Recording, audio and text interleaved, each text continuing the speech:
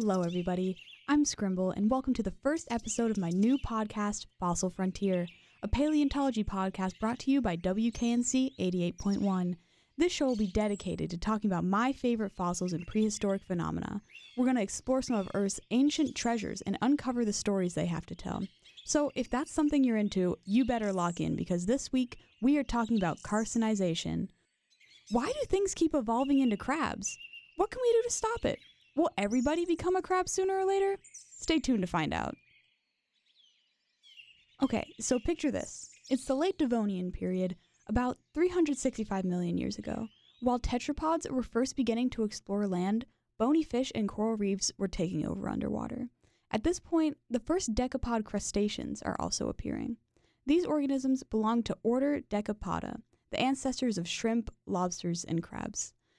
There are a few inferred sources of earlier members of order Decapoda, such as suborder Dendrobrachiata, or prawns, splitting off from the evolutionary tree late in the Ordovician period, about 455 million years ago.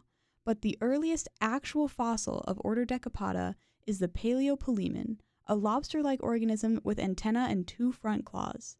So this crustacean, along with many others, started evolving alongside a boom in coral reefs, which became their main habitat. They used the reefs as shelter and mainly ate debris found on the sea floor with mandibles specially designed to pick up small critters and organic matter. So at this point, and for about 150 million years after, the only decapods found on the sea floor looked pretty much like lobsters and shrimp, like the Paleopolemon. That was until the family tree split off into two very important infraorders, the first being infraorder Brachyura, or true crabs.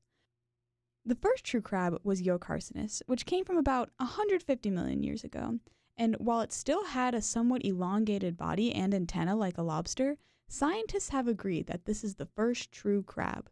The other infraorder of decapods is Anomura, or false crabs, the first of which being the Platycauda, which almost fully resembled a lobster. These two first species would be known as stem group crabs, which would then undergo carcinization.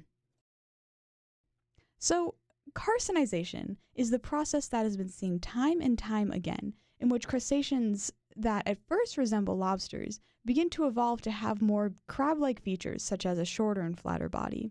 The first to do this were, of course, the true crabs, which would evolve into most of the crabs that we know and love today, from the widely eaten blue crab to the spindly spider crab and the petite ghost crab. However, the interesting aspect of carcinization is what happened with the false crabs. Throughout prehistory, more and more false crabs began to undergo carcinization to form species such as coconut crabs, hermit crabs, and most interestingly, the large king crab, which evolved from tiny hermit crabs, as shown by their asymmetrical abdomens. While these crustaceans may look like crabs, they actually aren't. Rather, they're a secret third thing, yet another victim of carcinization. So the question remains, why do all these animals keep evolving into crabs? Why would a lobster-like creature ever want to abandon its long, slender body for a more curvaceous, round abdomen? Are they just wannabes who have never had an original thought in their lives? Or is there something more sinister lurking just below the surface?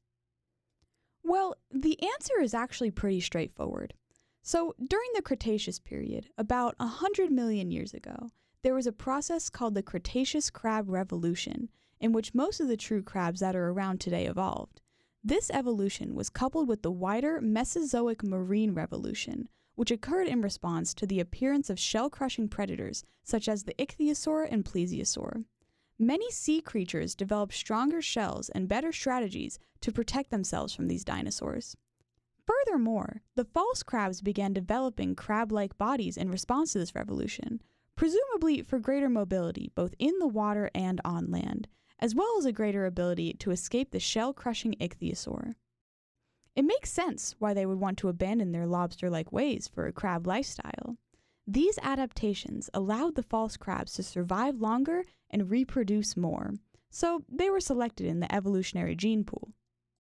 So ultimately, carcinization was just a natural conclusion for many species when faced with the harsh environment that a prehistoric Earth provided.